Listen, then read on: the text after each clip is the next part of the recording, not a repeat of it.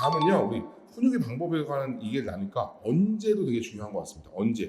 언제 효과적인 훈육할 때 그 타이밍, 그리고 훈육의 적기, 나이, 너무 어린 연령을 훈육하게 되면 안 된다고 하거나, 아니면 때로는 어린 나이 반응에 일일이 대응하지 말고 의도된 무시를 하라는 말도 들어본 적이 있습니다. 요즘에 뭐 이렇게 육아 프로그램 보면 그런 게 굉장히 많아요. 근데 또 계속 물게 두자니 울음 때만 길어지는 것 같기도 하고, 사실 사례에 따라 다 다른데요. 사례 두 가지를 한번 이야기해 보도록 하겠습니다. 만 0세의 남아입니다. 돌 아기가 고집을 부릴 때가 많은데, 아기 뜻대로 양육자가 양보해야 했다는 것이 옳은 건지, 아니면 거절을 관철시킨 것이 옳은 건지 판단하기가 어려울 때가 많습니다. 너무 어리니까 훈육이 되고 있는 건지도 모르겠고, 2, 30방울 울리면서도 훈육을 해보았는데 울고 나면 그때뿐이고 조금 있거나 다음날 똑같아지니까 어떻게 해야 될지 모르겠어요. 라고 나왔고요. 또 만 1세의 남아입니다. 집에서 아빠, 엄마, 누나를 꼬집고 깨뭅니다. 그리고 때립니다. 누나한테는 장난감으로 실랑이 할 때 주로 그러지만, 아빠, 엄마한테는 같이 놀다가도 스킨십 하다가도 갑자기 그래서 둘 때가 저를 안거나 품에 파고들 때는 깨물거나 꼬집을까봐 항상 신경이 쓰입니다. 문제 행동을 할 때 아이의 손을 잡아 제지하고 그렇게 하면 안 된다고 단호하게 얘기하지만, 응 대답해서 손을 놔주면 바로 때리기도 하고 다음에 또 그럽니다. 어떻게 해야 될까요? 라고 나왔는데, 야, 이게 진짜 김용훈 교수님한테 좀 질문을 드리고 싶어요. 훈육을 언제 해야 효과적일까요? 사실 저도 이제 아기 때부터 저희 아내는 이제 막 그 잠자는 시간 완전 맞춰가지고 책대로 처음에는 그렇게 키웠거든요. 근데 이게 말귀를 알아두면 좋을 것 같은데 그 전부터 해야 될 것 같기도 하고, 어떻게 훈육을 해야 될지 좀 얘기를 좀.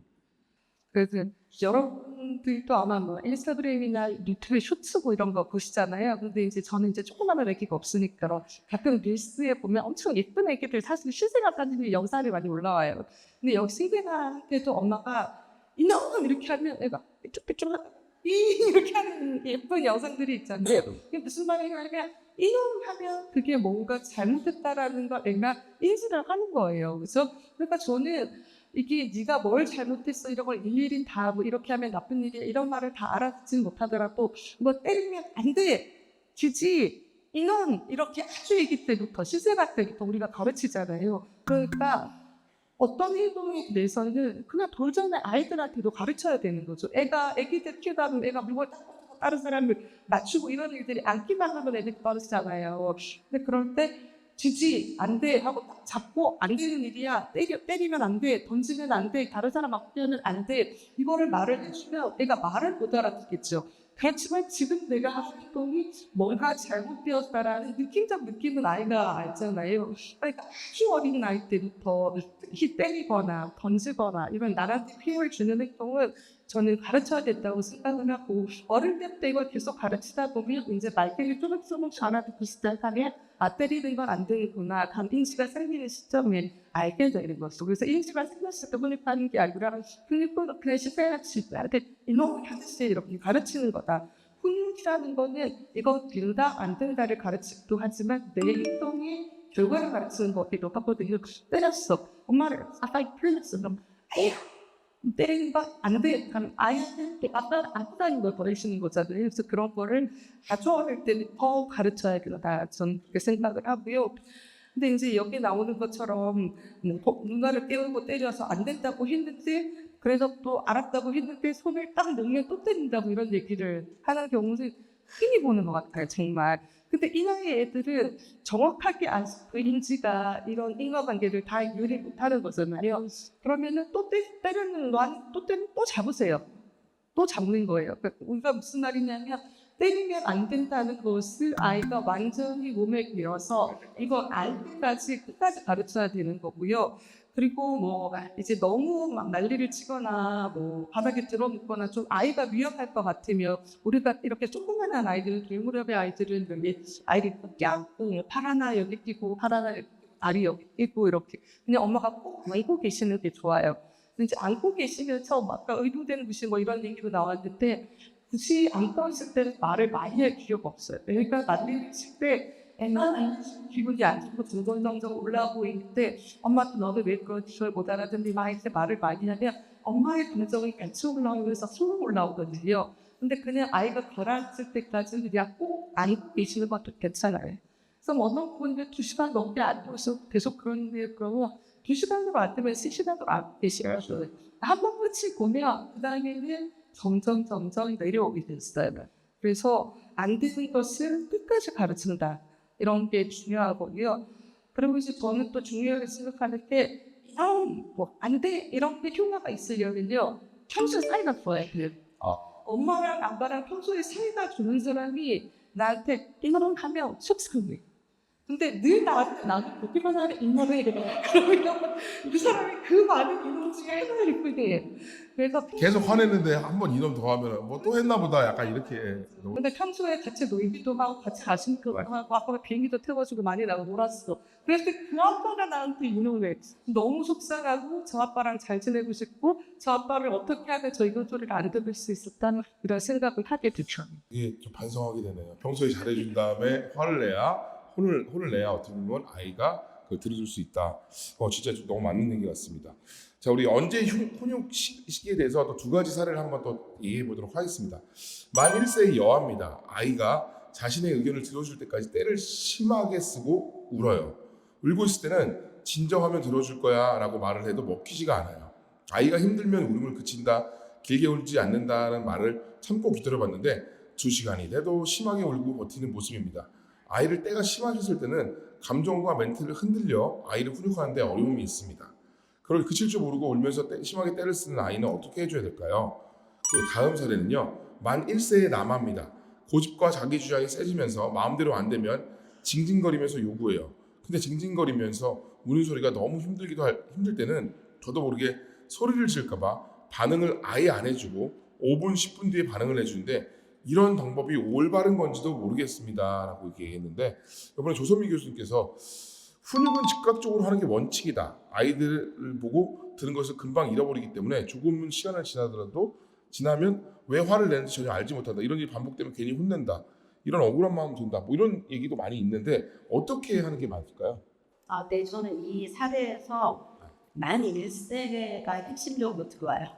1세. 이 진정함이 들어올 거야. 그래서 진정이 뭔지 알까? 뭐 이런 생각이 들고요. 진정 모르죠. 만 1세라고 만 치면 1세는 이제 아장아장 거린대잖아요. 저도 진정을 한 6세나 한 10살 넘어서 안 것 같은데. 부부 싸움할 때 우리 서로 진정 안 하잖아요. 그렇죠. 진정하면 들어줄 거야. 저희 와이프가 저한테 많이 얘기하는 거예요. 진정하면 들어줄 거야. 그래서 그럼 들어줘. 근데 진정은 잘 안 되는 게, 그러니까 때를 쓰거나 화가 났을 때는 신체 상태가 이게 쫙 각성이 되거든요. 근데 이게 제자리로 가려면 시간이 걸려요. 근데 이렇게 시간이 걸려서 이렇게 진정을 하려고 할 때 엄마가 물어봐요. 다 울었어? 다시 올라갑니다. 그 말 한마디가 기폭제가 돼서 또 이렇게 다시. 할 말 다 했어? 아닌데. 아니 다 했거든 하면서 이제 또 다시 화를 끌어올리죠. 근데 눈으로 봤을 때 얘가 충분히 내려가서 지쳐서 이렇게 약간 봤을 때 확 다시 이제 얼굴에 빛이 안 날 때까지인데 1세들은 이제 1세들한테 쓸 수 있는 이거 오래 못 쓰는 방법이 주의 전환이야. 아이가 엄마 저거 할 때 얼른 돌려서 우리 이거 할까? 대부분 됩니다. 아주 빠르게. 이제 이 아이들은 빨리 돌아가는 자극에 민감하거든요. 근데 평소에 예를 들면 얘가 무슨 레고 블록을 좋아했다. 근데 이제 저거를 얘기하면은 저거 잠깐만 우리 이거 할까? 한 2년은 가더라고요. 너무 정통법으로 하지 마시고요. 1, 2세는 주의 전환이 제일 효과적이에요. 1세도. 예. 그다음에 2시간이 돼도 심하게 우는 건 제가 볼 때 엄마가 중간중간 다시 우는 스위치를 올려 있을 거예요. 그냥 우는 건 아니겠다. 네, 그냥 네. 너 내 때 다 썼어? 엄마가 안 된다는 때 이제 알았지? 다시 이러면 안 돼를 이제 한 그렇죠. 계속 울어봐. 막 이렇게. 언제까지 울어보자. 그러면 이제 1시간 정도 해서 그치려 그러는데 내가 여기서 멈추면 안 되지. 또 의지를 또 끌어올려서 또 우는 경우도 있고. 네. 그리고 이제 노려보는 것도 안 되는데 그것도 계속 메시지를 주는 거랑 그리고 이제 제가 만 1세 정도 된 아이를 이제 효과적으로 훈육을 이제 한 적이 있는데 저희 앞집 애기였어요. 근데 이제 우유에서 이제 이유식으로 넘어갔는데 엄마가 이렇게 이유식을 먹였을 때 자기가 배가 고프면 그걸 받아 먹어요. 근데 먹기 싫으면 입에다가 딱 떠넣어주면은 입을 딱 열고 안방으로 막 가서 침대에다가 뱉는 거예요. 어우. 네, 싫다는 표현을 아주 참 개성적으로 하죠. 근데 앞쪽 애기 엄마가 저한테서 어떻게 하면 좋냐고. 근데 이제 이 아이는 그 침대에다가 딱 뱉으면서 이제 두 가지 다 자기한테 두 가지 일이 있어요. 하나, 자기 주장을 하는 거죠. 그다음 두 번째, 엄마를 화나게 하는 겁니다. 자, 그러면 네가 이렇게 했을 때 결국은 안 좋은 일이 일어나. 이제 이렇게 가르치는 거거든요. 우리가 벌을 받는 것도 뭐 예를 들면 내가 거짓말을 했는데 겁나 혼나. 그럼 아, 거짓말하면 겁나 혼나는구나. 근데 예술 제가 알려드렸어요. 이게 탁 뱉으면 바로 그 순간 딱 앉고 1분 정도 움직이지 못하게 하라. 근데 이제 아이들은 계속 움직이는 존재이기 때문에 이 신체 행동을 제한하는 건 굉장히 싫은 일이에요. 맞아요. 예, 한 1분 정도 버둥거리다가 내리고 3번 하더니 안 한다 하더라고요. 그래서 이 아이가 한 행동 뒤에 얘가 느끼기에 그거 싫어. 그러니까 내가 이렇게 잡히느냐 안 뱉고 말지. 네, 이런 이제 그래서 일종의 이제 유아용 타임아웃인데 예, 그런 방법들 1분 30초. 근데 엄마가 등 쪽으로 앉는 게 좋습니다. 이제 눈을 쳐다보면 또 오래 때릴 써라. 예, 그래서 뭔가 없어야 돼요. 뒤에서 이렇게 앉고. 예, 근데 제가 직접 실험해 보니까 굉장히 효과가 있어. 근데 징징거리는 건 아이가 뭔가를 해달라고 징징거리지만 사실 간절하게 원하면 웁니다. 근데 징징거리고 간절하진 않아요. 아, 시간이다. 그러니까 이거는 보통 심심해. 징징거리는 건 딱히 그것도 아니고 이것도 아닌데 불편한 거예요. 근데 이제 아이들은 심심할 땐, 배고플 때, 관심을 못 받을 때, 요때 뭔가 불편해요. 그래서 얼른 뭐 예를 들면 엄마가 해줄 수 있는 거면 참 우리 10분 놀자라든지 뭐 이거 먹을까 이렇게 하고 그 다음에는 이제 충족이 안 돼서 징징거리면 엄마가 받아줄 수 없을 때는 그냥 무시하고 이때는 이제 무시하기가 제일 좋습니다. 근데 징징거리기 시작할 때 너 또 징징거려 이렇게 되면 애가 원하는 걸 주는 거예요. 관심 끌기와 심심함의 해소. 그러니까 징징거려야 되죠. 그러니까는 왜 징징거리 말을 한참 하면 많이 놀잖아요. 아이 입장에서는. 또 엄마 분명 혼내는데 그게 왜 좋지? 무관심보다는 부정적인 관심을 훨씬 좋아합니다. 이거 상호작용이잖아요.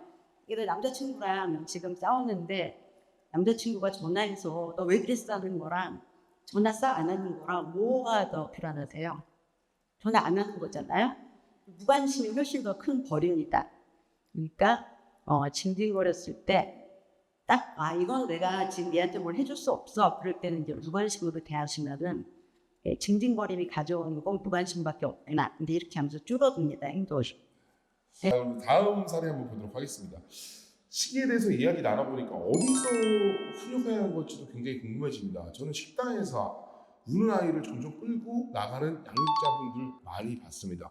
사전 질문 한번 보도록 하겠습니다. 만 0세의 남아입니다. 요즘 떼쟁이가 되고 있어요. 하면 안 되는 행동인데 밖에서 너무 떼를 써서 사람들 보는 눈도 있고 한 번만 눈 감아주고 하게 해주면 다음부터는 당연히 해도 되는 건 줄 알고 계속하려고 떼를 써요. 처음부터 한 번쯤 허락한 제 잘못인 것 같으면서도 이런 상황이 반복되다 보니까 애는 울고 저는 제대로 설명해주고 씨름하느라 힘드네요. 만 3세의 여아입니다. 아직도 본인 뜻을 들어주자면 주저앉거나 누워버려요.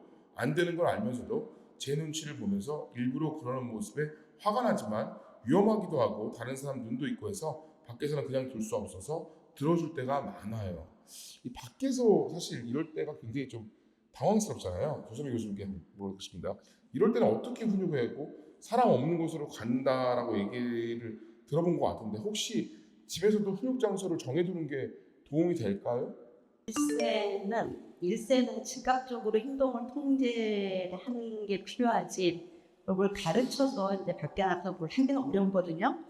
이제 밖에서 애가 운다. 일단 불편한 게 있는지 봐야겠죠. 예, 1세는 내가 뭔가 지금 불편하거나 이제 좌절이 됐을 때 1초도 못 참습니다. 그냥 1세라는 그 뇌의 발달이 그래요. 그러니까 즉각적으로 뭔가 대처를 해야 되는데 이제 뭘 대처했을 때 가장 그걸 참아봐라든지 조용히 해봐. 1세는 말도 안 되죠. 그러니까 이제 부모가 대처를 해야 되는데 뭐 이제 커가면서는 이런 게 줄어들어야 되지만 1세 하는 거는 일단 주변에 이제 민폐가 안 되는 게 제일 중요해서 저는 그냥 조용한 데로 가든지 뭐 백화점이면은 이렇게 돌아가는 이제 화장실 앞에 소파 같은데 식당이면 바깥에 가서 좀 산책을 시키든지 뭐 그래서 좀 이제 달래갖고 들어오면 저는 이제 애가 어렸을 때 그 결혼기념일인데 남편이랑 애랑 이제 왜 멋있는 레스토랑 갔어요. 좋은데. 네, 좋은데요. 그렇죠. 뭐 음악 좀 깔리고. 예, 그렇죠. 근데 이제 옆에 이렇게 계단이 있었어요, 몇 개. 근데 우리 딸이 그 계단에 올라갔다 내려갔다를 하겠다는 거예요. 근데 이제 그걸 안 해주면 울게 생겼어요. 그래서 이제 남편이랑 나 번갈아 가면서 한쪽은 밥 먹고 한쪽은 계단에 올라갔다 내려갔다. 뭐 그거 그냥 갈 많이 수 봤어요. 없잖아요. 맞아요. 근데 야, 지금 엄마 아빠가 결혼기념일에 힘들게 여기까지 왔거든. 이건 네가 참아줘야 되는 거야. 근데 이게 안 돼요. 안 되지, 엑셀. 예, 안 되기 때문에 일단은 부모가 주도적으로 그 상황을 통제하고 그 같은 통제를 계속하면은 이제 아이는 어느덧 그거를 몸에 익히게 된다는 겁니다. 사실 우아하게 뭐 밥 먹기는 쉽지 않습니다. 1세 엄마 아빠들은 어떻게 보면 이 부분은 좀 포기해야 되는 부분인데 이 상황에서 어디에서 해야 되는 사례를 뭐 여기 있진 않지만 좀 얘기를 해주시면 이게 상황이 그런 상황도 되게 많잖아요. 저도 막 보면은 이제 저는 그런 적도 있었어요. 그때 애들이 울면은 내 아이가 아닌 척 이렇게 사실 그런 어느 때도 그렇게 싶어요. 내 아이가 아닌 척 이렇게 다른 데 보고 이렇게 핸드폰 보고 이럴 때도 이런 분들 계시는데 어떻게 하는 게 가장 좋을까요? 이게 나는 내 아이가 아닌 척하고 관심을 안 주는데 다른 엄마들이 와가지고 막 걔를 둘러싸고 걔한테 관심을 주잖아요. 근데 저희 병원은 지하에 뭐 마트 같은 것도 있고 막 이런데 꼭 이렇게 한 달에 한두 번씩 지하에 바닥에 들어 누워 있으면 온갖 지나가던 의료진부터 엄마들이 다 아기를 봐주거든요. 근데 아까 조선 교수님도 말씀하셨지만 애들이 떼쓰는 원인 중에 하나가 관심을 받고 싶어 하는 게 있기 때문에 많은 사람들이 둘러서서 관심을 주면 오히려 그 때가 더 오래 갈 수도 있거든요. 그래서 뭐 이렇게 다른 엄마들이 쳐다보지 않는 환경에서 이렇게 뭐 얘가 혼자 이런 데 바닥에 구석에 있는데 멀리서 이렇게 모르는 척 하는 건 의미가 있지만 다른 사람들이 우리 아빠 대신 우리 엄마 대신 걔한테 관심을 주는 그런 상황에서는 그런 훈육의 의미가 없어요. 그래서 사실 백화점이나 다른 데서는 저는 재빠르게 재빠르게 안아서 차로 데리고 가라고. 왜냐면 차로 가면 다른 사람들의 관심을 못 받잖아요. 걔가 조금 울거나 소리를 질러도 되고, 그래서 차에서 좀 그런 잘못한 거 얘기하고 또 아이가 스스로 진정할 수 있게 좀 무시하는 시간도 가지고 스스로 조절하는 시간도 가지고 그렇게 하라고 말씀드립니다. 네, 너무 잘 들었습니다. 얘기 들었는데 오늘 뭐 시간이 좀 있어서 우리 현장 질문을 한번 받도록 하겠습니다. 현장 질문이 언제 어디서 어떻게에 대한 훈육 궁금증이 아직 해결되지 않았다면 한번 현장 질문 받으시죠. 너무 많으십니다. 여기 마이크 좀 주실래요?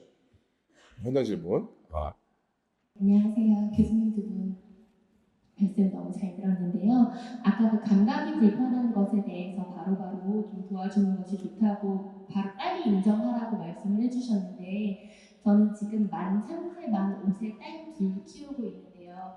두 아이의 감각이 모두 예민한 편이에요. 근데 감각이라고 하면 이제 시각, 청각, 후각, 촉각, 미각까지 포함이 되잖아요. 근데 제가 뭐 소리에 민감한 것도 제가 잘 케어를 해주고 있고 빛에 민감한 것도 아마 겉에서 해주고 최대한 많은 것들을 해주는데 이제 마지막으로 남은 게 미각이에요.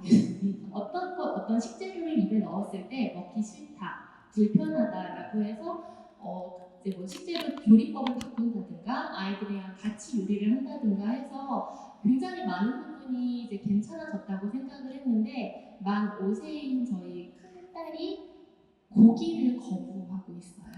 모든 종류를 딱 입에 넣고 식감이 이거 고기인데 하면 돈가스도 안 먹고요. 뭐 떡갈비도 안 먹고 직접 요리를 같이 해도 안 먹고 이게 뭐 어떤 심리적인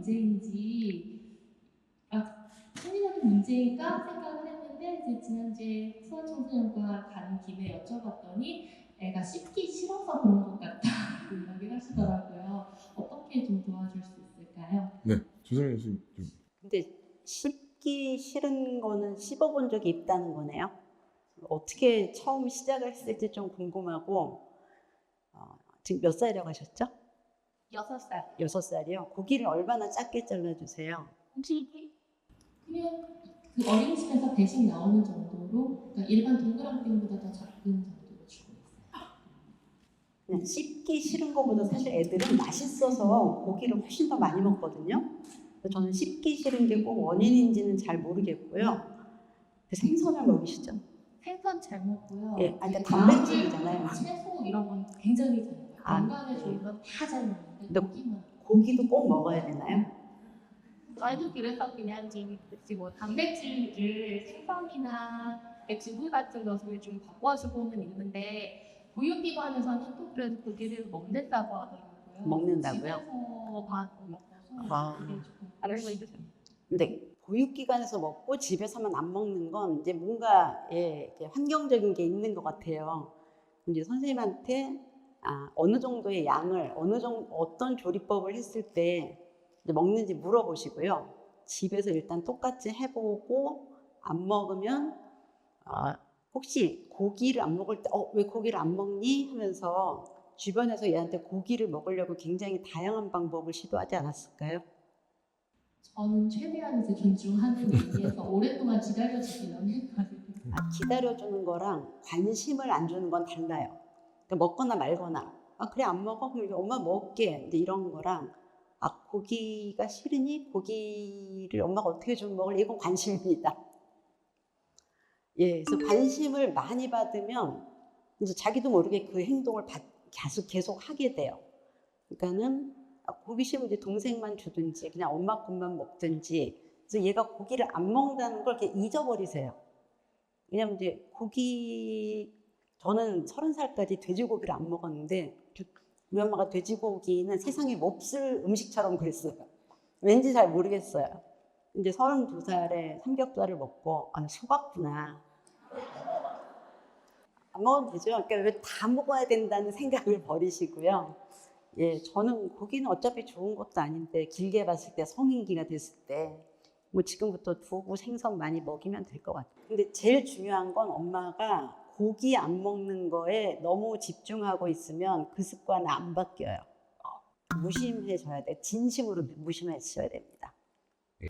그리고 또 다음 질문 있으신 분? 이번에 우리 형원 교수님께서 한번 얘기해 주시면 감사하겠습니다. 네, 안녕하세요. 다 어린 자녀들 많이 키우시는 것 같은데 전 8살, 4살 두 아들 키우고 있는 엄마고요. 첫째는 굉장히 좀 예민하고 까다로운 기질이고 자기 영역 침범당하는 거 굉장히 싫어하는 그런 아이고, 둘째는 정반대예요. 너무 걱정도 없고 겁도 없고 행동이 앞서고 거리낌도 없고 천방지축이라서 항상 놀다가 첫째에 부딪히거나 아프게 하거나 첫째 장난감 소중하게 여기는 걸 막 갖다가 놓는다거나 블럭이나 종이 접기 한 거를 허락 없이 놀다가 망가뜨리고, 그럼 첫째는 항상 참지 않고 이제 처음에는 엄마가 모르게 살짝 이렇게 꼬집고미는 정도였는데 이제는 막 발로 차고 주먹으로 때리고 물건을 던지고 얼굴로. 그래서 처음에 일단 신체적으로 위해를 가하니까 첫째를 막 혼냈는데 그 방법이 너무 잘못된 것 같다는 생각이 들더라고요. 그래서 그런 상황이 있을 때 둘을 어떻게 조율을 해줘야 될지. 첫째는 첫째대로 화가 나는데 화내지 마, 소리 지르지 마 라고 하는 거 말고 어떻게 좀 표출을 잘 소화할 수 있게 도와줄지. 둘째는 또 둘째대로 너무 억울한데 혀갖고 만지지 마 라고 또 혼내기만 하는 것도 도대체 제가 방향을 어떻게 균형을 잡아야 될지 굉장히 어렵고, 첫째가 지금 좀 많이 예민하고 그래서 그런지 틱 같은 반응이 약간 오고 있어서 걱정이 많습니다. 네, 뭐 지금 여러 가지 이슈가 있는 가족인데요. 우선 큰 애는 예민하고 작은 애는 약간 산만하고 겁이 없는. 그래서 이제 보통 다 그렇지 않나요? 저희도 보통 첫째는 예민. 집집마다 다른데 예민한 애를 3명 키우는 집도 있긴 있더라고요. 그래요? 그리고 뭐 아들 4명인데 다 산만한 애도 있고. 그래서 근데 이제 제가 책에도 그런 거 썼는데 그래도 장기적으로 키워보면 저는 큰애가 엄청 예민하거든요. 근데 장기적으로 키워보면 예민한 애가 겁 없는 애보다 낫다고. 다치진 않으니까. 근데 이제 엄마를 굉장히 힘들게 하죠. 엄마도 힘들게 하고 동생도 힘들게 하고. 예민한 애들은 뭐 큰 사고는 안 나지만 주변 사람을 굉장히 계속 엄청 힘들게 하거든요. 그래서 뭐 그런 두 명의 기질이 매우 다르다. 그런 게 하나 있고, 그래서 예민한 아이들은 좀 그 예민함이라는 것이 사실 이제 예민과 불안이 굉장히 연관되는데, 어떤 사건이 있으면 뭐 동생이 내 걸 만지면 마치 이렇게 큰일이 난 것처럼 별거 아닌 것 같은데 엄청 크게 느끼거든요. 근데 그런 크게 느끼는 자기의 불편함을 그게 막 난리치지 않고 때리지 않고 말로 표현하고, 자기가 뭐 동생이 만지지 않았으면 좋겠는 건 딱 어디 만질 수 없는 곳에 넣고 이렇게 좀 영역을 구별해주고 이런 게 필요하고요. 근데 작은 애는 또 그 최소한 다른 사람에 대해서 이 정도는 침범하지 않아야 된다. 이런 뭐 왜냐면 형한테 그렇게 하는 것처럼 밖에서도 할 수 있잖아요. 그래서 그거를 계속 가르쳐야 되는데, 근데 이제 엄마는 그걸 두 개의 서로 다른 미션을 동시에 가르쳐야 되고 이 싸우는 상황에서 가르쳐야 되기 때문에 그게 힘든 거거든요.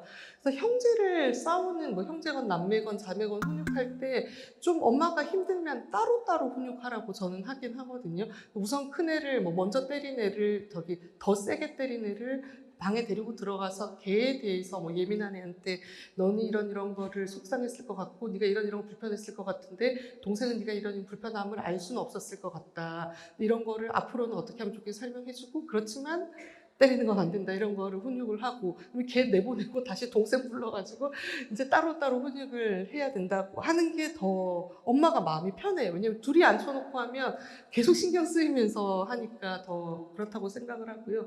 그리고 제가 형제를 키우는 집에 대해서 항상 얘기를 하는데, 그 소아정신과에서 사용하는 진단 기준 중에 반항성 도전장애라는 게 있어요. 이게 뭐냐면 엄청 말을 안 듣고 고집을 피우고 짜증을 내고 이런 땡깡을 부리는 그런, 그리고 다른 사람을 굉장히 힘들게 하는 병이거든요. 근데 그 병의 진단 기준에 뭐라고 써 있냐면, 형제 간에 싸우는 것은 진단하지 않는다. 무슨 말이냐면 형제는 당연히 싸우는 거다. 그냥 원래 싸우는 거니까 그 형제 간에 싸우는 걸 우리가 병이라고 하지는 않는다. 그건 당연한 파이팅이다. 근데 밖에서 싸우지 않고 형제 간에만 싸우면 그건 병이 아니다, 그런 건데. 네, 그래서 근데 또 형제들은 그런 거 있잖아요. 그렇지만 이렇게 치고받고 싸우지만 다른 애가 내 동생을 건드려. 그럼 또 그런 거 있잖아요. 네. 그래서 엄마가 많이 힘드시겠지만 되게 정상적인 과정이고, 가능하면 조금 따로따로 이렇게. 형제들 간의 싸움은 문제가 되지 않는다. 당연히 싸우는 거다. 그들의 언어의 표현이다. 근데 보면 저도 이제 남고를 다녔다 보니까 남고에서는 보통 이게 싸우다가도 그냥 잃어버리거든요. 그러니까 좀 이렇게 너무 심한 것만 아니면 너무 관여를 많이 하는 것도 어떻게 보면 이렇게 좋지는 않을 것 같아요. 그렇죠? 뭐 제 생각인지 모르지만 그 정도 하겠습니다. 앞에서는요, 현장 질문과 더불어 훈육을 왜, 언제, 어디서 어떻게 해야 되는지에 대해서 나눠보았는데요. 훈육은 가정에서 이루어지다 보니까 자연스럽게 부부 그리고 양육자의 훈육 개념이나 양육관에 따라서 방침이나 정도의 차이가 생기는 것 같아요. 그래서 이러한 차이를 보는 사례를 한번 읽어보도록 하겠습니다. 먼저 만 0세의 여아입니다.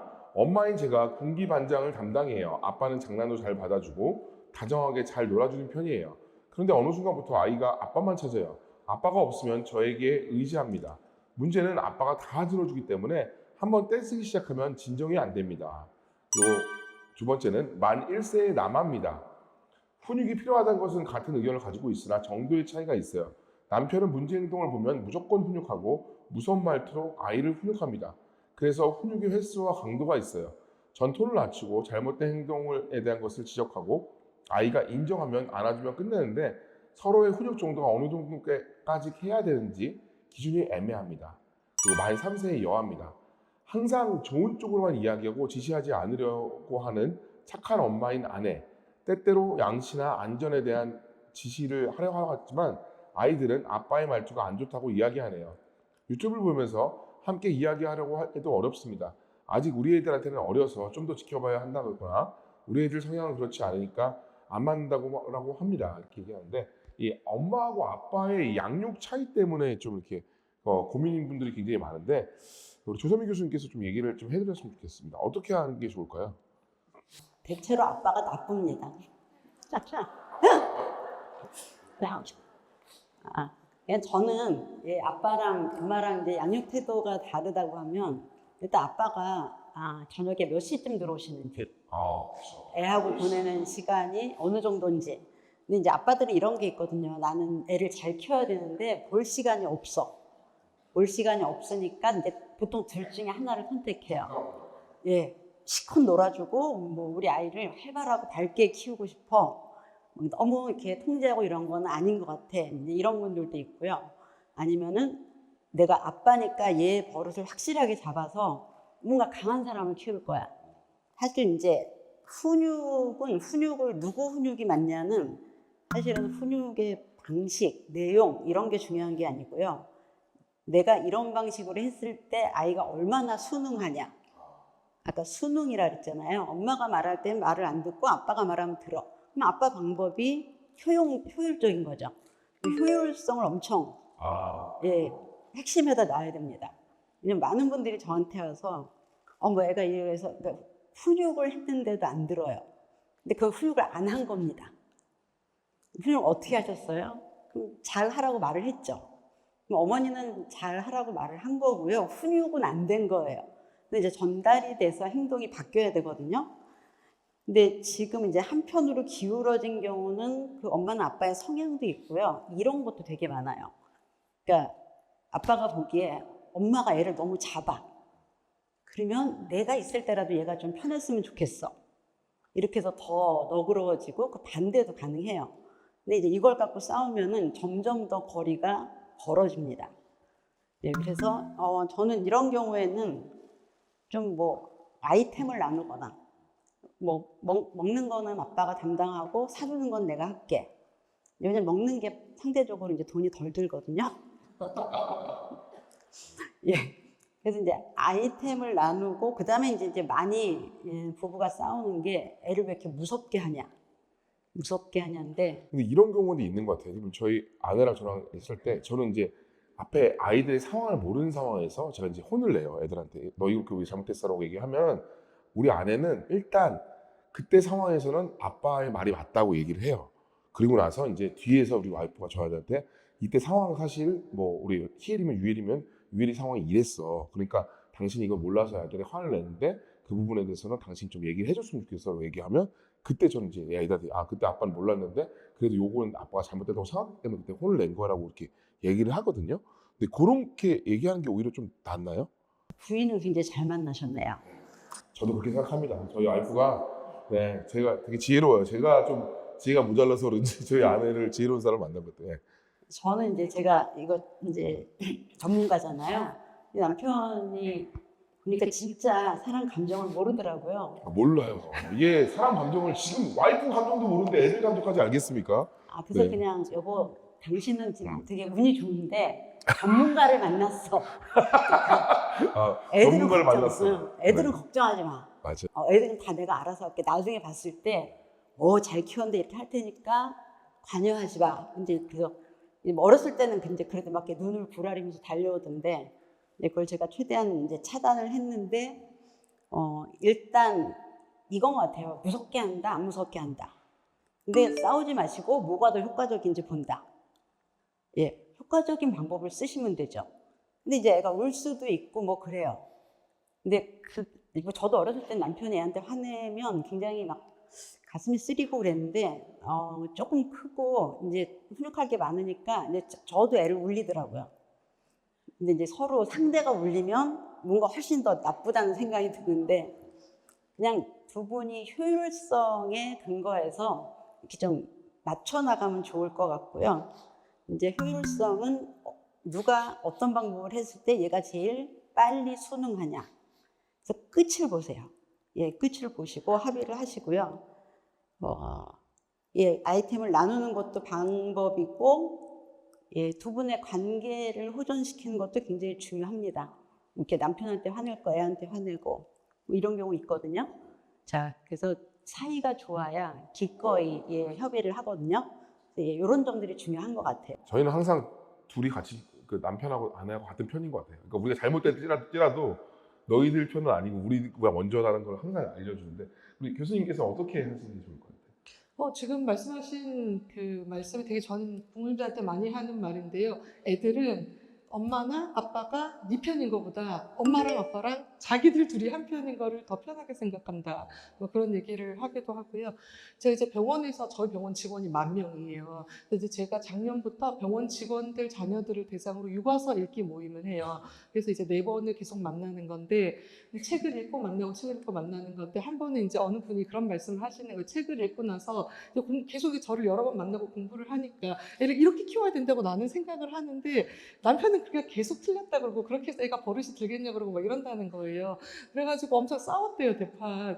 근데 이제 대판 싸우고 나서 이렇게 앉아서 차분히 생각을 해보니 아, 나는 내가 공부하고 있으니까 내가 하는 게 다 옳다고 생각하고 남편은 못하고 뭐 잘 모르고 이렇게 약간 무시하는 마음으로 내가 대하고 있었다는 거예요.